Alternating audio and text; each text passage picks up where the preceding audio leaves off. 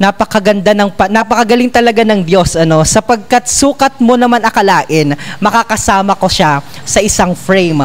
Ang dating naglingkod, kasama natin sa industriya ng pamamahayag, sa sektor ng media, isa dating broadcaster at napakahusay sa larangan ng serbisyo publiko pagdating sa pagpapaabot ng mga mahalagang impormasyon dito po sa ating bayan, sa ating lalawigan, para naman maihatid ang mga pinakahuling kaganapan dito sa ating lugar. Akin pong tinutukoy ang kasalukuyang barangay captain ng Barangay Makawayan, Rocky Brian, or should I call you Barangay Captain Rogelio Bacolado Jr. Magandang araw, Cap. Welcome sa ating episode.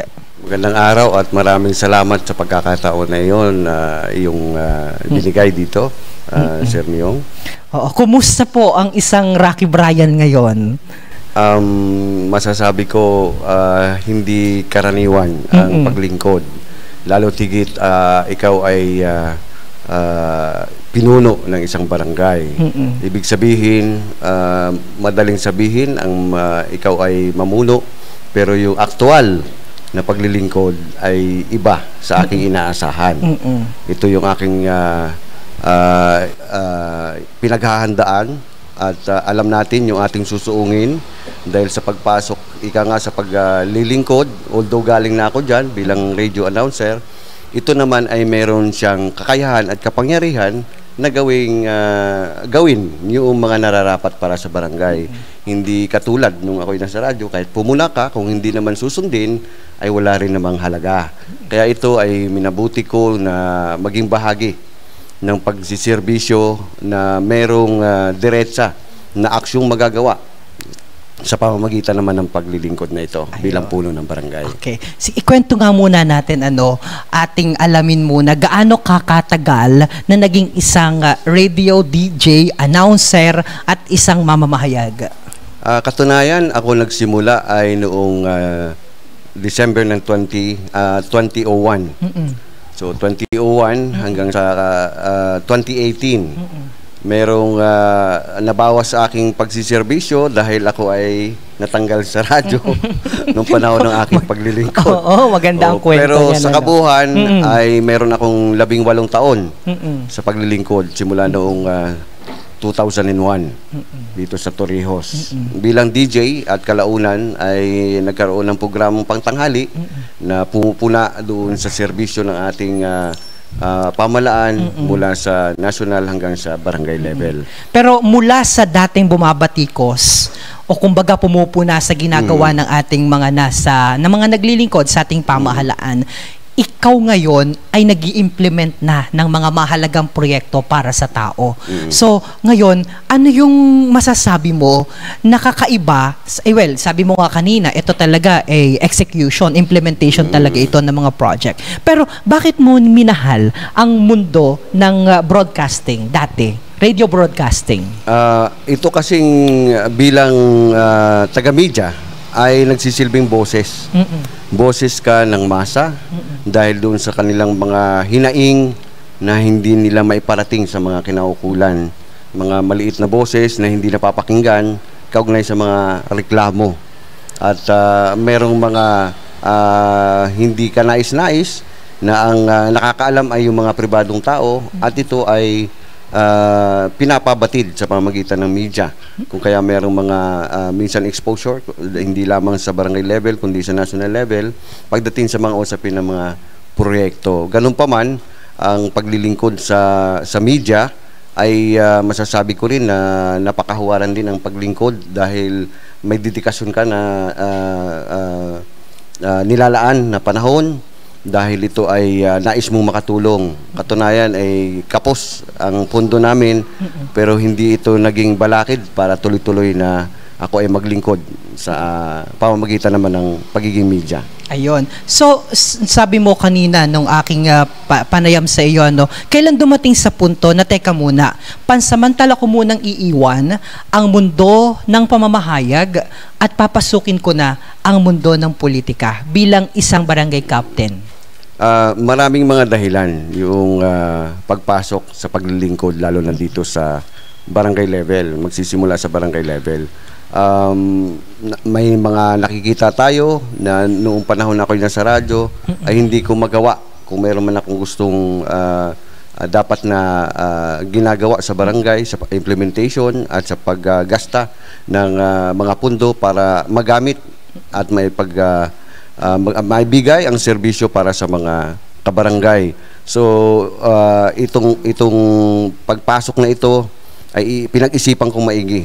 Nagpaalam ako sa kamag-anak ng aking misis na ako ay papasok dito at maglilingkod dahil naiisip ko na ito na ang panahon para ako yung maging bahagi. Sa katunayan, wala akong hilig sa politika dahil alam ko kung ano ang kakaharapin mo. Dahil gumawa ka man ng 10, lahat, pag nagkamali ka ng isa, lahat ay baliwala na. So, ibig sabihin, sa pamamagitan ng pagserbisyong ito, ako man ay magbabaliktad na ang tayo, ako na ang pupunayin ngayon, dahil sa paglilingkod mo, hindi pa rin ito magiging hadlang kung ang titingnan natin yung paglilingkod, kasi inaasahan ko na merong mga pagpuna at hindi dapat maging balat sibuyas pagdating naman sa paglilingkod sa kanyang mamamayan. Okay. So at ngayon nga, ikaw ay pinagkatiwalaan ng ating mga kabaranggayan dito sa Barangay Makawayan. At sarami sa ilan na mga nakalaban mo, sa iyo ibinigay ang kanilang sagrado at mahalagang boto. Ngayong pinagkatiwalaan ka ng ating mga kabaranggayan dito sa Barangay Makawayan na sila nga ay pamunuan, at ilan ba ang population ng ating Barangay Makawayan sa kasalukuyan? Sa ngayon po, ang Makawayan ay binubuo ng 1,315 na bilang ang barangay ng Makawayan, at meron po tayong household na umaabot sa 340, at merong pamilya din ito na nasa bilang na 366. Ngayon, ang voting population namin ay masasabi kong lucky numbers kasi tatlong 7. Okay, 777. Wow. Okay. And nung nandito ka na at pinagkatiwalaan ka na ng ating mga kabaranggayan, ano yung una mong ginawa bilang barangay captain? Sa unang pag-upo namin noong December ng last year, 2023, ay nagmula ang bawat isa sa mga nanalo na magkaibang partido. So, minabuti ko na sana'y mabuo kami at isantabi na muna yung political affiliation kung saan kami nagmula bago pa kami ay nanalo. So, yun ang una kong inisip, na sana kami ay magkaisa. At aking binanggit na sa kanila yung mga pagbabago na gagawin dahil dito sa mga nagdaang panahon ng pamumuno sa mga nakaraan na pamunuan ay hindi namin nakita na ito ay nasasapat para doon sa serbisyo na dapat ay natatamo na ating mga kabarangay. Sa madalit sabi, unang-una mula sa pagtanggap ng bisita sa mga kagamitan sa barangay, at ganoon din ang accessibility nila sa ating barangay hall ay binuksan natin upang lahat ng mga ito ay mapakinabangan ng ating mga kabarangay. Ayun. At pag-uusapan ho natin ang ilan pa sa mga programa at proyekto ano po na inyong na-accomplish sa medyo maiksipang panahon, ano? But I am sure sa inyong karanasan sa mahabang panahon, bagamat nasa radyo, alam nyo na kung ano yung dapat gawin, ano? And ang pagkakaiba nga lang nito ay saklaw ninyo yung implementasyon at dapat inaasahan na ito'y maisakatuparan, ano? Pero kung may mga bago tayong mga turista ho dito, ano, sa naggustong pumunta, at kung ako ay pupunta sa ilang mga lugar dito, ano ba ang pwede nating ipagmalaki dito sa ating Barangay Makawayan? Sa kasalukuyan, ang aming turismo rito ay ilan pa. So sa kabuuan ay mayroon kaming 2. Meron kaming pwede na pansamantalang matirhan, at meron ding kainan na pwede nating dalhan. Kung mga native food siguro, nagpo-provide din itong isa sa mga bahagi ng turismo. Yung mga bisita kasi, pagdating dito sa pagbisita sa Makawayan o sa mang lugar sa atin sa Torrijos, ito po ay kino-coordinate mula sa tourism office ng ating pamalang bayan. Kung kaya pagka may ganong setup, ay gumagayak kami ng itinerary. Yung mga gawain kung saan pupunta. Pinakamaganda siguro lang dito ngayon yung overlooking na lugar. Kung gusto mo ng hiking, meron ding hiking. Kung mag-jogging ka, kasi yung mga lansangan dito, kahit yung barangay road namin, ay halos sementado na. At yan ay sa tulong din ng ating mga namumuno simula noong panahon ng mga Velasco. So ito ay nabanggit ko kasi noong mga nagdaang pamunuan sa lalawigan, mangilan-ngilan lang ang semento na makikita natin. So isa na rin sa tulong dito na nagmula sa mga private NGOs. So yung Kalahi, malaking bagay yan sa Barangay Makawayan na nagkaroon kami ng mga project mula sa kanila. Okay. So at pinag-uusapan natin, kanina pa natin binabanggit ang salitang Makawayan. Saan nga ba nagmula ang inyong barangay? Ano ang kasaysayan, ano ang history?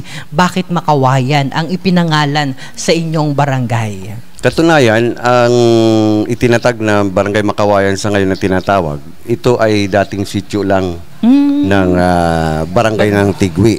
Barangay Tigwi. At may apat na binubuong sityo ito, ang Kalimpay, Partahan, Kaypuo at saka ang Nabiling. Ito kasi ang salitang Makawayan ay nagmula sa kawayan. Mismo, literal. Yung puno, hindi daw puno ang kawayan, ito pala ay... Kawayan Groves, ang lugar na ito. Kung kaya't ito'y tinawag nilang kawayan nung mga panahon na yon. Sa pamamagitan naman ng paglipas ng panahon, doon sa panahon itong si... dating kasapi ng o member siya ng Municipal Council. Okay. Nagkaroon ng motion at ito po ay nagbuo ang sityo na ito at nagkaroon ng resolution sa pamamagitan ni Ginoong Guillermo Fatalia. Siya po ay aktibo noong 1956 to 1959 bilang municipal councilor. At noong 1958 ay itinatag ito, napurbahan ang dating sitio Kawayan na ngayon ay Makawayan na mula sa Republic Act 2713 noong May 20, 1958. Ayun, bilang isang nagsasariling barangay at isang malayang barangay. Wow! So, bali nasa ilang taon na po kayo na barangay? Kung 1958 ho ba kayo? 1958 to 2024. So, mga ilang taon na rin. So, medyo mahina tayo sa math. Yan. So, and until today, eto na, naitayo na. Ano-ano ang mga infrastruktura na mga naitatag ho dito, maliban sa, of course, napakaganda ng ating covered court. Ano pa ang mga naitatag dito na mga kumbaga ay maganda na rin ang ating national road. Ano pa ang mga naging proyekto po ninyo, yung mga accomplishment po ninyo sa medyo maiksipang panahon na inyong paglilingkod, or siguro yung mga nakalipas, bigyan na lang natin of course ng recognition, yung mga nakalipas na mga pinuno dito sa ating barangay. So katunayan, ang unang problema talaga ng Barangay Makawayan ay yung tubig. Tubig ang problema. Ang mabuti lang sa awa ng Diyos ay meron naman kaming inaasahan mula sa ilog diyan sa nasasakupang bundok ng ating barangay. So meron kaming ilang source ng tubig diyan na ang inaasahan ay galing sa Sapa at ito'y gumagamit ng tubo upang makarating dito sa baba. So medyo malayo kasi ang pinagmumulan ng aming source ng tubig. So yung mga linya sa pagkalipas ng maraming panahon, nagkakaroon ng pagkasira dahil ito'y lantad naman at hindi naman established o concreted yung tayo nung aming mga tubo. Sa panahon ng malakas ang ulan, bagyo o baha ay napuputol ang serbisyo ng tubig. At ganun pa man, hanggang sa ngayon, ganun pa rin naman ang sistema ng paglalagak namin ng aming linya dahil bundok nga siya at mahirap siyang lagyan ng konkreto o establish mismo na para maging matibay. Sa kasalukuyan, Pero may mga dam na doon, Kapitan. may open dam May na open dam. Isang maliit lang na dam na karaniwan. Isa lang yon, isa lang. Tatlong source namin dito Okay. ang pinagkukunan. Mm-mm. Ang ginagawa namin ay nililinis po 'yon lagi. Regularly ang aming mga kasapi ng mga plumber o tubero ay laging pupunta sa bundok. Yung hirap po ng trabaho ng aming mga tubero ay hindi masukat. Kung kaya't Gaano kalayo yon from the national road dito sa barangay? kung patungo dun maglalakad ka, yung pinakamalayo naming source ay sa Victorina, siguro abutin ka ng mga 2 oras Oh, layo, sa paglalakad. Saludo sa ating Lalaki mga pa yun. Plumber. Oo. Oo. Yung Mga ating lalaki yun. mga tubero dito ng barangay. Tama po yun. Kasi kung hindi po sila malalakas ang katawan, makikisig, delikado din yung dinadaanan kasi. Hindi basta yung karaniwan na maglalakad ka lang. Minsan gumagamit sila ng bagging para makaakyat doon sa daanan na yun. Pahirapan, kumbaga ay parang buwis-buhay din ang papunta doon sa source mismo, sa paglilinis, pagsasaayos. Pagdating sa problema po na ang pinagmulan ay doon na ang problema. Tubig, okay. So maliban doon, may other source pa po ba tayo? Sa kasalukuyan, balak sana namin na magdagdag kami ng ibang pagkukunan ng tubig sa pamagitan naman ng deep well. Deep well. So meron kaming binabalak, titingnan ko lang kung ito'y may papasok namin by next year na fund namin. O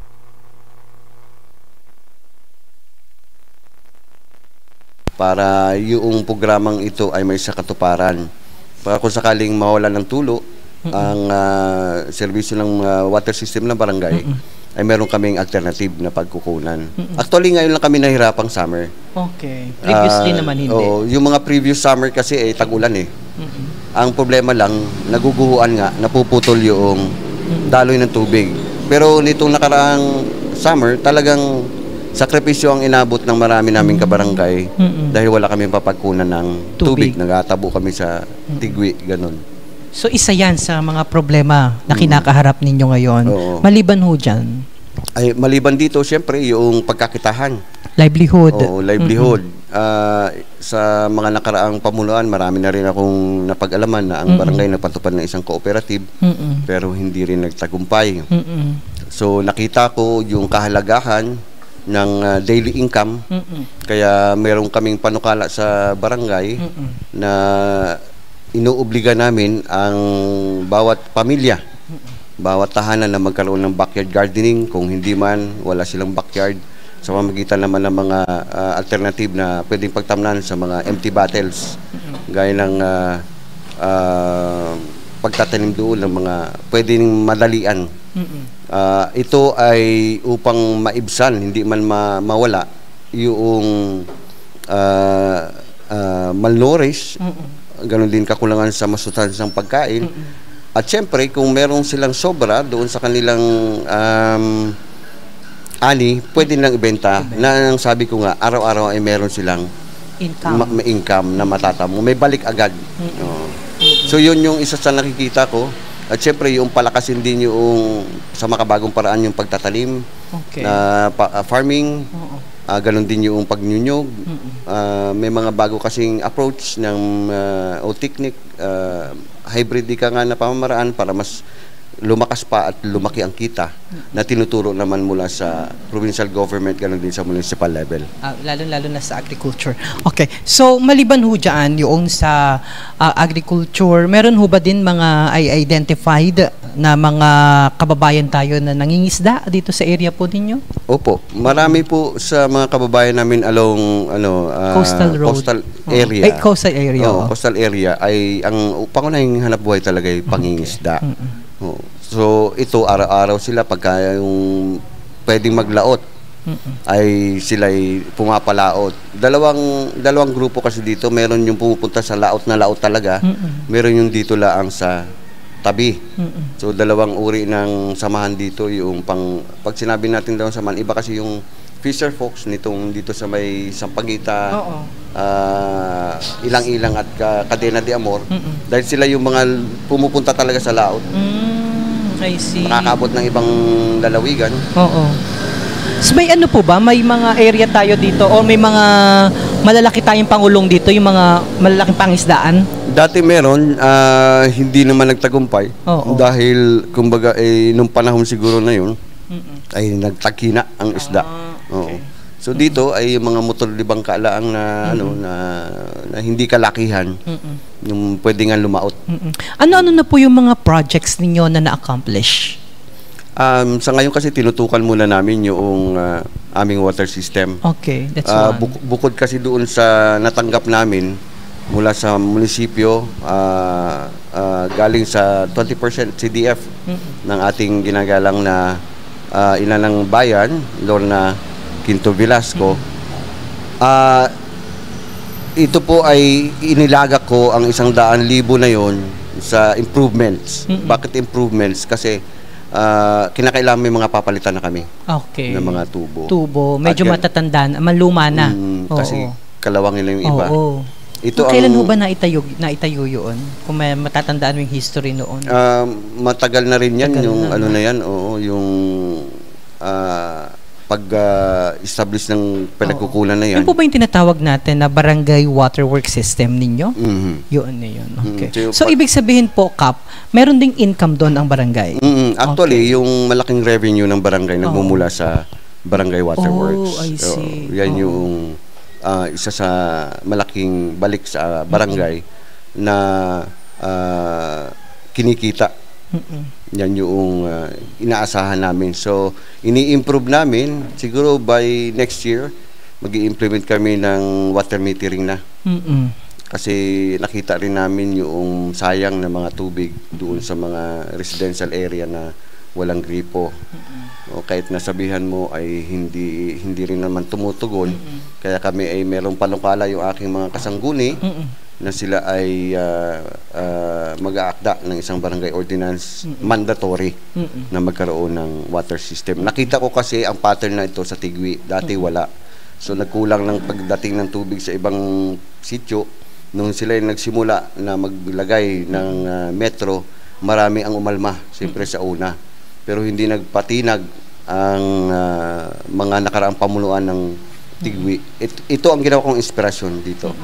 So ano man ang iba to sa akin, siguro sa aming kasangguni ay gagawin namin para sa in the future, katulad ngayon, maganda na ang distribution ng tubig ng barangay ng Tigwi. At gusto kong ganyan din na mangyayari sa barangay ng Makawayan. At ako na rin po ang magsasabi sa ating mga kababayan na itong ganito pong sistema at pamamaraan ay isang maganda po ang kakaharapin nito o kinakaharap sapagkat alam nyo po kung ngayon kasi parang parang how much pa yung binabayad 30 nila? 30 pesos lang per month. Per month na yon. So minsan kasi ang ating mga kababayan, ito naman po ay wag kayong sasama ang loob, ano, parang minsan di natin napapahalagahan na yung tubig dahil wala namang metro, renta lang naman yan. Parang renta lang, napakamura lang naman yon. Kung mga parang binabaliwala natin. Pero sa katunayan po, ito po hindi lamang nangyayari dito sa ating lugar, dito sa ating barangay o dito sa ating bayan. Ito po yung nangyayari sa buong bansa. Unti-unti na pong lumiliit ang reserba ng atin pong mga inuming tubig o ng atin pong tubig. Kaya dapat po natin yung ingatan, dapat po nating hindi aksayahin at dapat po nating pahalagahan. At sa pamagitan ho siguro ng gagawin ninyong ordinansa, maintindihan ho yan ng ating mga kababayan na hindi lang naman ho dito yan. May mga barangay na pong nag-implement na yan. At sa pagkakataon pong yan, mas magkakaroon tayo at mas papahalagahan natin yung mga tubig na dumarating sa ating mga tahanan. Tama ka po dyan. Kasi maswerte ang Makawayan, hindi kami nagpaparasyon ng tubig. Oo. Maraming barangay sa norte na nirarasyon ng tubig. Correct. At yung isang drum ay malaki ang halaga ng binabayaran. Magiging sa 100 piso ang kanilang binabayaran doon. Ayun. So kahit papano, sabihin na natin nawawalan kami ng tubig sa ilang araw, kung ihahambing sa ibang barangay na nagpaparasyon ng tubig, mas lalong malaki ang gastusin. Ayun. So, maliban ho dyan, ano pa yung, yan ho yung isang unang tinutukan ninyo sapagkat yan yung essential talaga naman, pangunahin yan, napakahirap gumalaw ng walang tubig. Pero maliban ho dyan, ano pa yung mga, meron pa po ba kayong mga na-accomplish na pwede nating ipagmalaki, ipaabot sa ating mga kababayan sa pamamagitan ng programang ito? Ang isa sa mga tinututukan namin dito ngayon para sa programa na makakabuti sa ating barangay, yung kalusugan, nutrisyon. Ng mga kabataan. Hindi lang Lahat kabataan, pati na sa senior kasi meron ding mga sinasabi natin mababa ang timbang at bakit sila nagkakaroon ng mataas na presyon ng dugo dahil doon sa hindi tamang pagkain. Nagkaroon kami ng mga pagpupulong mula sa isinasagawa ng pamalang bayan at ito'y tinutukan namin noon pa. Binigyan din namin ng kakayahan o capacity building seminar ang aming BNS para mas madagdagan ang kanyang alam kung paano niya ipapatupad yung programa. At ang barangay council kasi o ang nutrition council kasi ang siyang sumusuporta doon sa ginagawa na pagtasa o mga datos na binibigay ng aming BNS. So ito ay malaking bagay para sa akin kasi hindi lamang yung malnourished ang magagamot namin kundi yung pagkain ng pamilya na hindi na sila aasa doon lagi sa mga binibigay na tulong mula sa gobyerno o ayuda kasi para nakasanayan na nasa ayuda tayo nakasalalay, nakasandal. Correct. So ano pa po yung mga nasa pipeline ninyo o mga project na gagawin ninyo dito sa inyong barangay sa ilalim ng inyong pamumuno? Pagdating naman kasi along coastal area, kami ay kasama doon sa coastal barangay na kinakailangan mayroong protection pagdating sa mga kalamidad. So, yung mula sa disaster risk namin, maglalagay kami ngayon ng monitoring system o tinatawag nating storm weather flagpole. Magiging pamantayan ng ating mga maglalaot. Pag pwede silang lumaot, may kulay ka makitang flag. Pagka hindi pwede, yun ang makikita nila. At meron ding ilalagay kami na wireless CCTV. Para ma-monitor namin, ito ay merong kakayahan na kahit sa gabi, makita yung alon kung gaano kalaki na. Kasi yung mga along coastal area na mga residente namin, kahit na hindi pa naitaas sa signal number 1 ng bagyo, kami nagbibigay na ng warning. So, more or less, lalo na pagka may signal number 1 na. So, inaasahan namin, sabi namin na pagka lumakas-lakas pa, ay tayo'y lilipat na sa evacuation center. Meron na kayong evacuation center dito? Meron po. Meron na. Ito na po yun, yung multipurpose natin. Yun. Or yung kabila. Yung area po na yun. Yung side na may harap ng nakapark.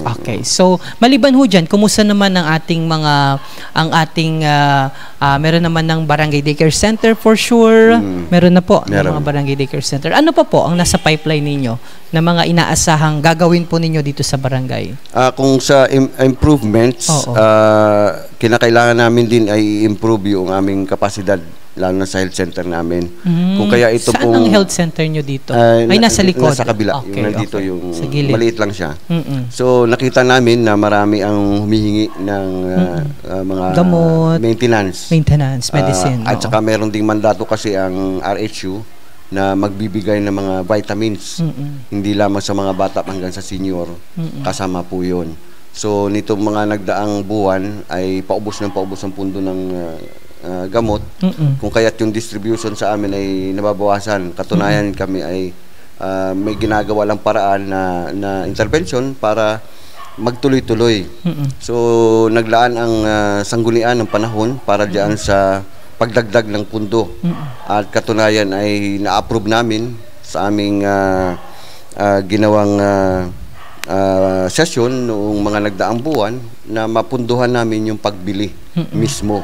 Na hindi na lang kami aasa sa RHU na ibibigay. First time kasi nangyari yan dito sa barangay at ginawa na namin yung barangay ordinance. Gagawin namin barangay ordinance na kahit sino mamuno sa inaharap, kinakailangan mag-purchase sila ng ganong halaga na tulong para doon sa kaigihan patungkol sa health ng aming mga kabarangay. Isa po yan. At bukod doon sa iba pang mga bagay, tinitingnan namin yung may direkta kasi na impact mula doon sa mga kabarangay namin. So yung safety precautions at mga interventions dapat na naka-installed Katulad niyan, mayroong mga pagbabago diyan sa itaas ng Makawayan, yung paggawa ng kalsada na magtatagos palabas ng Malibago. May mga lugar na naguhuan. Yung aming sapa ay natabunan, kung kaya't kami ay humihiling na madagdagan yung pondo namin, o kaya ay mahingi kami ng pondo para doon sa pagpapatayo naman ng slope protection.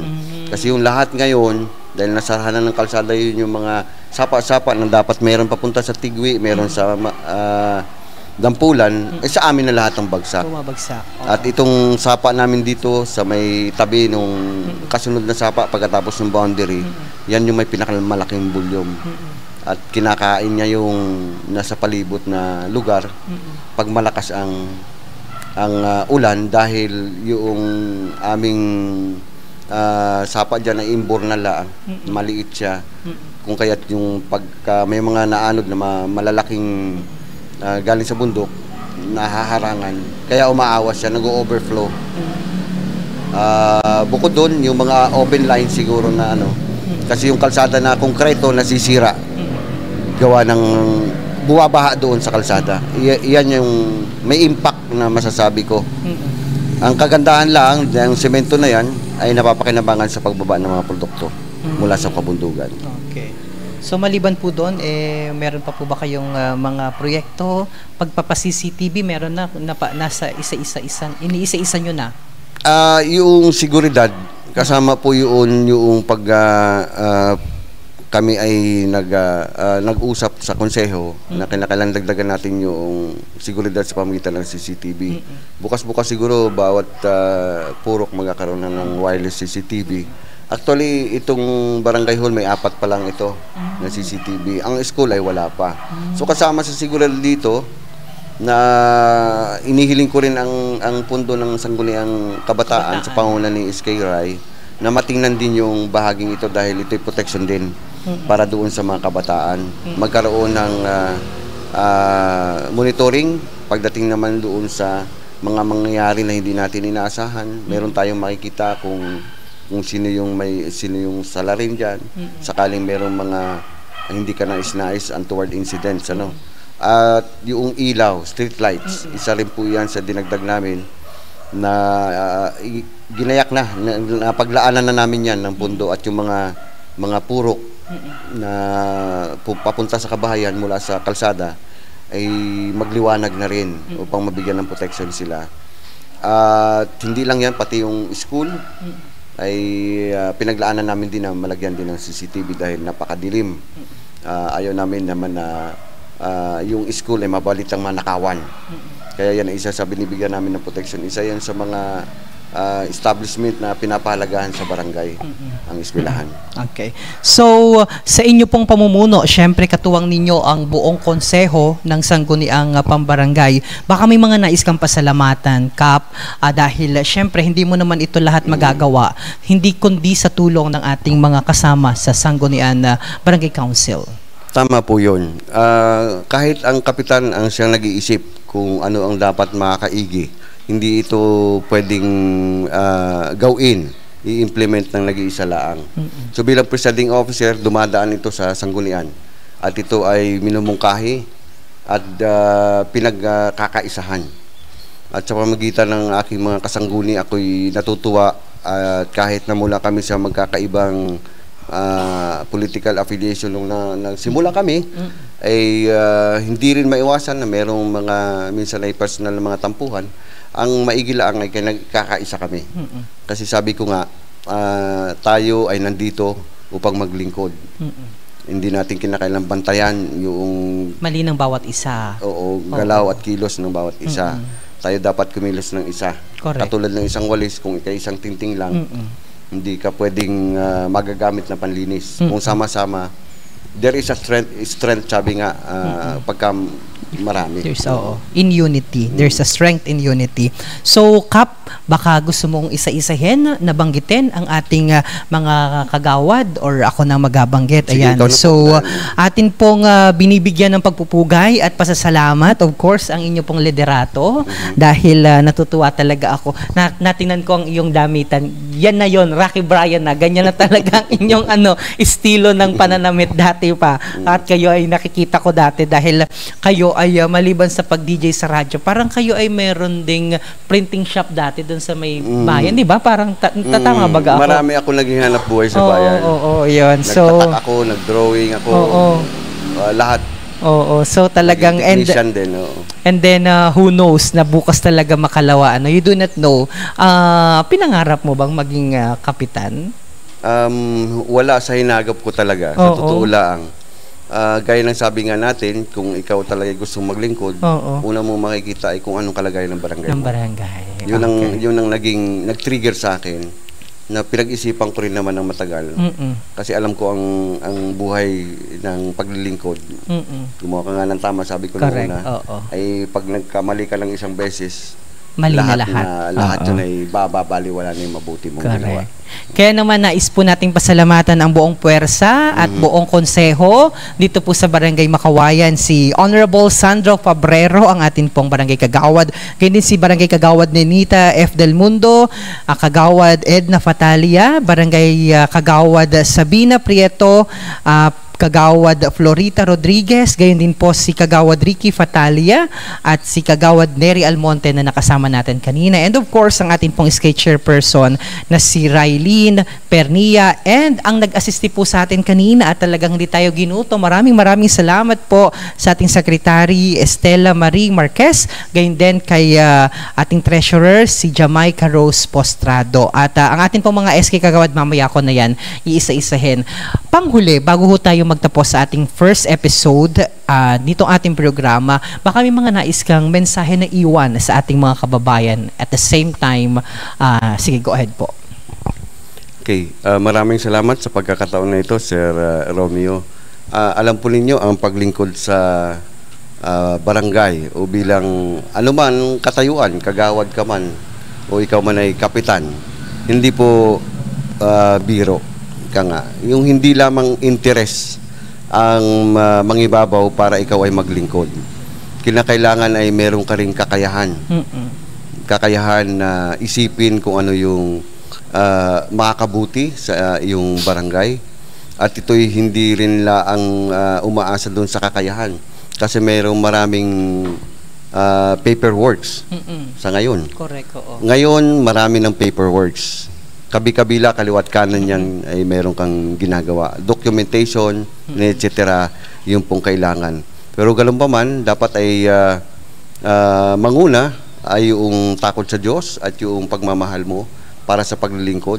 Puso, ika nga ay kasama sa pagganap ng tungkulin. Asahan na ang paglingkod ay merong mga balik na batikos. May mga puna, hindi mawawala yun. Bahagi talaga. Bahagi talaga yon. At hindi dapat na maging balat sibuyas ang kahit sino man mula sa barangay level hanggang sa mataas na posisyon, dahil hindi po ito magiging produktibo kung ito po ang mananaig. Kaya ang sabi nga natin, mag-isip ng 100 beses bago po pumasok sa paglilingkod sa barangay. Yun lamang po. Ayan. Nako, maraming salamat po. Barangay Captain Rogelio Bacolado Jr. Actually, talagang hindi ko pa rin lubos maisip na ang tawag ko sa iyo ay si Barangay Captain Rogelio, sapagkat bata pa ako, ang tawag ko na sa iyo, si Rocky Brian. Nako, Rocky Brian, bago tayo tuloy magtapos, kung dati ay kami ang nag-request sa iyo para ipa-shout out mo kami, ngayon i-shout out mo naman ang iyong mga mahal sa buhay. Okay. Go ahead. So, muli po, magandang araw sa lahat at gusto kong i-shout out ang aking pamilya, lalo ng pamilya ng Bacolado, Reginio, dito sa Barangay Makawayan at kung saan mang panig ng bansa na nanonood nito ngayon. At ganun din ang Gatmaytan family mula sa probinsya ng South Cotabato dyan sa Mindanao. Ayan, maraming salamat po.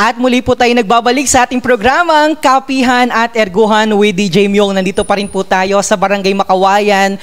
This time, kapiling naman po natin ang ating napakasipag. Inabutan ko, ang dami nilang programa ngayon.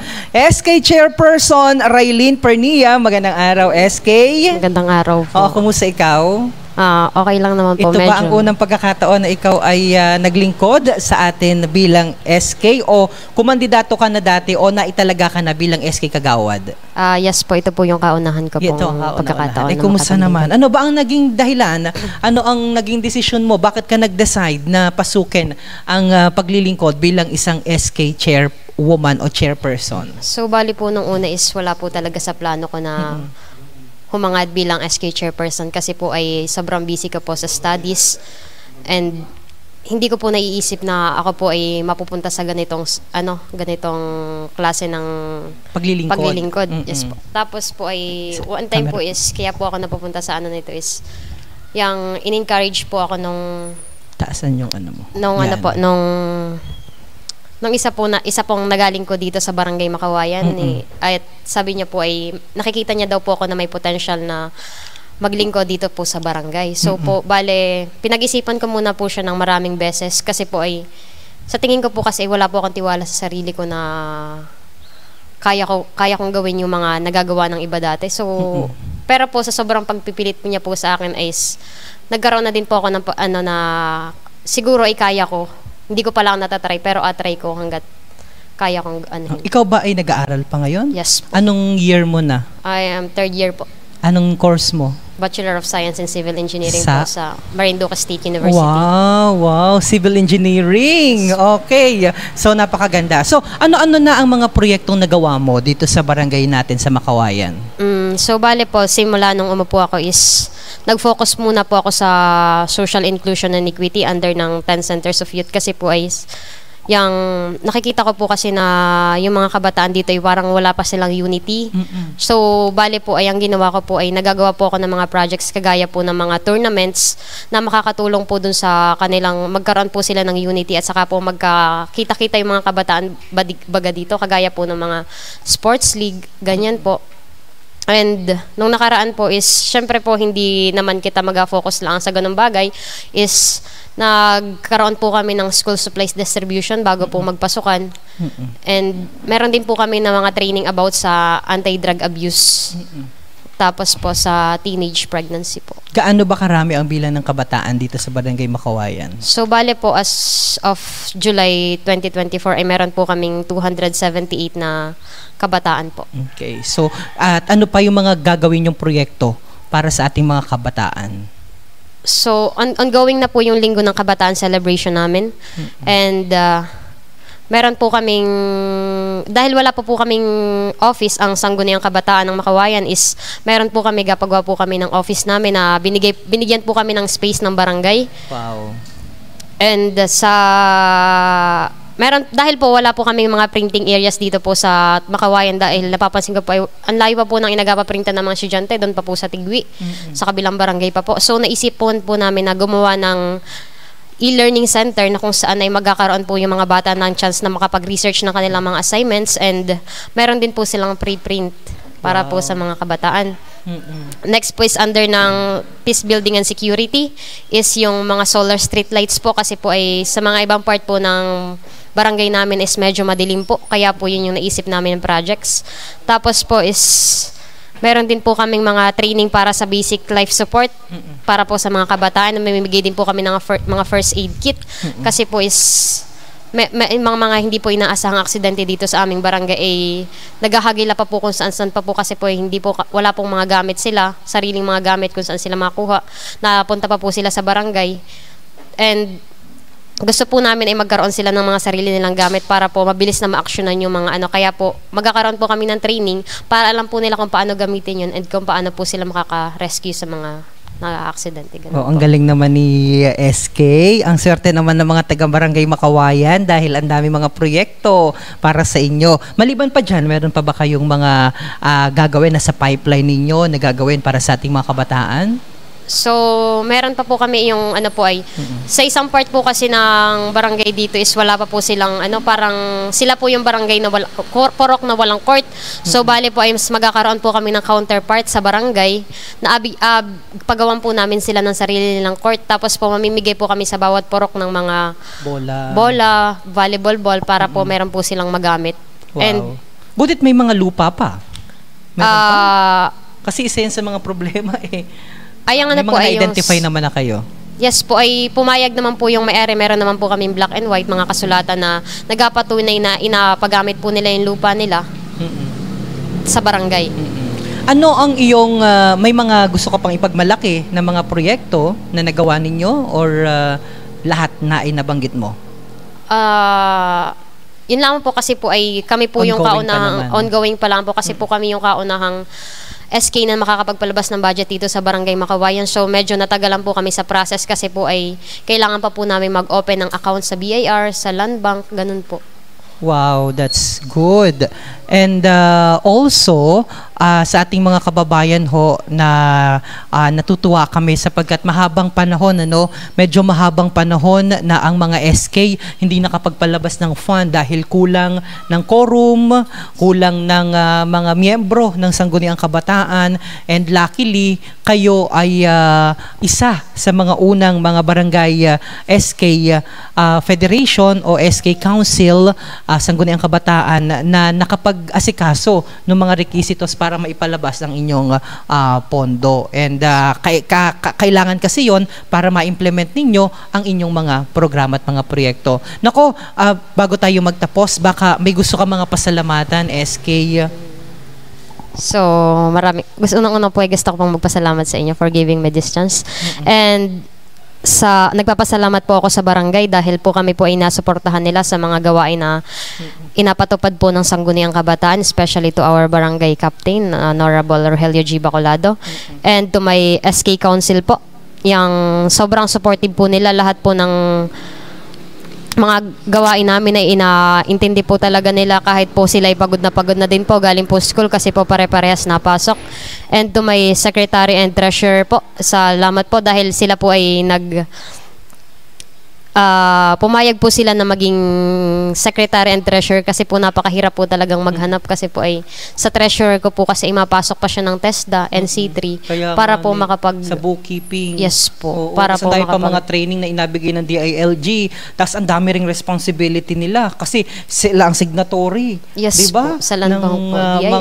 Sa Land Bank at iba pang mga kailangang mga requisitos na kailangan gawin. Pero maraming salamat ang aming pagsaludo sa inyo. Bago tayo magtapos, ano ang gusto mong iwan sa ating mga kapwa kabataan dito sa Barangay Makawayan?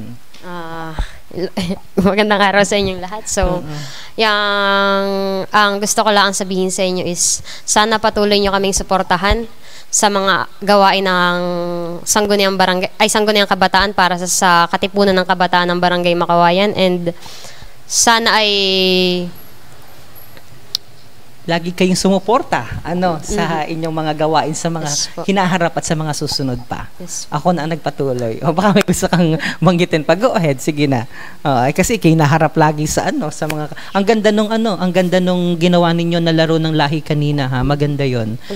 Maghapon. So, at least yung mga kabataan hindi na sila may hawak lagi ng cellphone kundi o mga gadget bagkus ay yung camaraderie ng bawat isa, yung socialization, napakaganda noon, napakalaki ng impact nun. And for sure, habang lumalaki yung mga bata na yun ay aalalahanin nila na there was a time in their life na sila ay naglalaro dyan sa ating entablado, dyan sa loob ng ating covered court through SK Pernia. SK Pernia. Okay? Baka may gusto kang i-shout out. Shoutout po kay Teresa Makailaw, our SK secretary. Sino pa?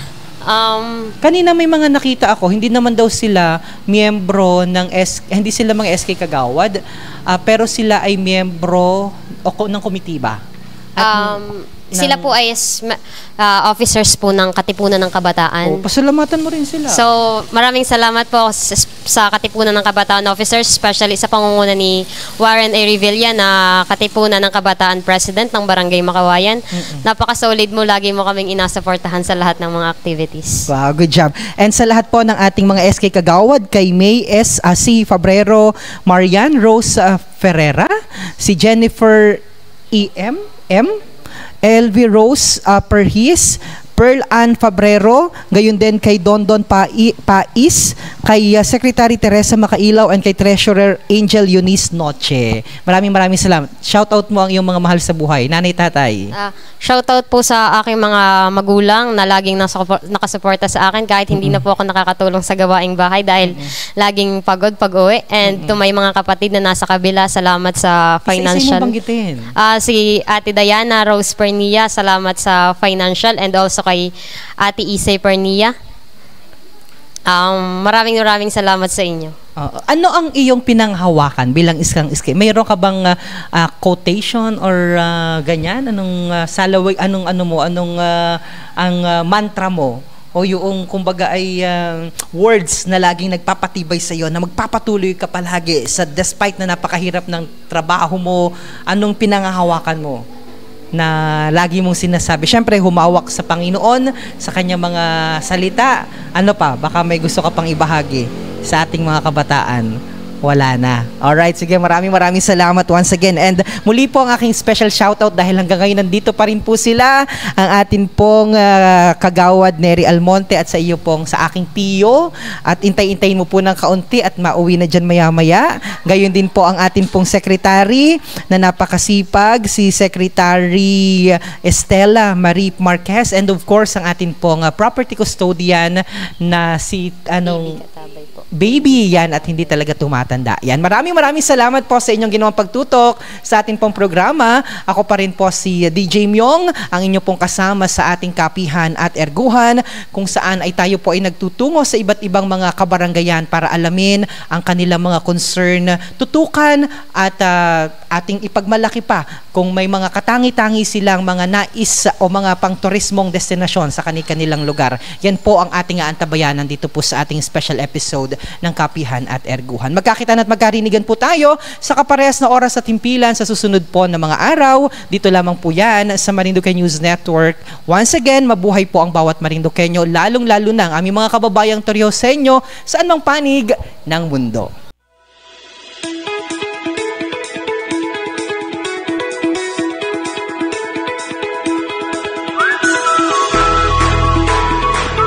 Mabuhay Bayan ng Torrijos! Sama po ang inyong lingkod, DJ Myong. Tutungo po tayo sa iba't ibang mga barangay at pamayanan dito po sa ating Bayan ng Torrijos. Kilalanin natin at tunghayan ang mga ipinagmamalaki at katangi-tanging mga pwede nating gawin o ipinagmamalaki ng kanilang barangay.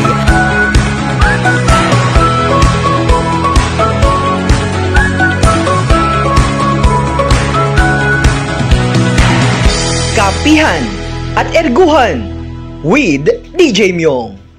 Mahal kong Torrijos, magsamang mag-ingay, bumiti, sumigaw, masayang kumaway. Ipanalo natin mga kabarangay, atin naman ngayon tamis ng tagumpay. Kasama ng barkada, magkape sa pangwahin, sa Sibuyaw at Bonleo, lamig ng hangin namhin. Puntahan din natin Payanas at Payapakin para mapanatag ang puso't damdamin.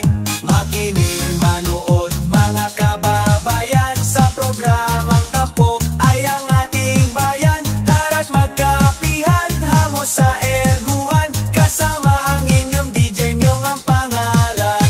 Lumukso, tumalon, hayaang maglangoy, magtampisaw, maghapon sa dagat ng Puktoy. Isama-sama lang si Ineng at si Utoy, basta't mayroon ba o nabalinghoy. Umadyag sa Malibago, saka sa Talawan, motor, bisikleta, sakyan sa Dampulan. Mula poblasyon mag-jogging hanggang Buwangan, road trip, brum-brum until Pagkaskasan. Umindak, sumayaw, lahat ay tumayo, mamimiesta kita doon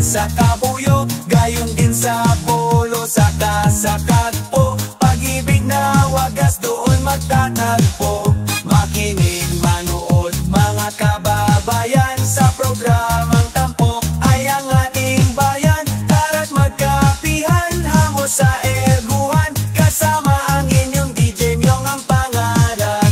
Tiyatya kampay, hataw kaibigan, sa tigwi kita ay mga ngasalan. Pati sa suhanan, kaat makawayan, sa malinaw at maranlig, madayo ng inuman. Buong bansa ngayon ay magsasaya, mula mabuhay kay Duque at matuya-tuya. Makikinig sa kwento mo kapamilya, lagi kang pipiliin dahil isa kang biyaya. Makinig, manood mga kababayan, sa programang Tampok ay ang ating bayan. Tara't magkapihan, hango sa erguhan, kasama ang inyong DJ Myong ang pangalan.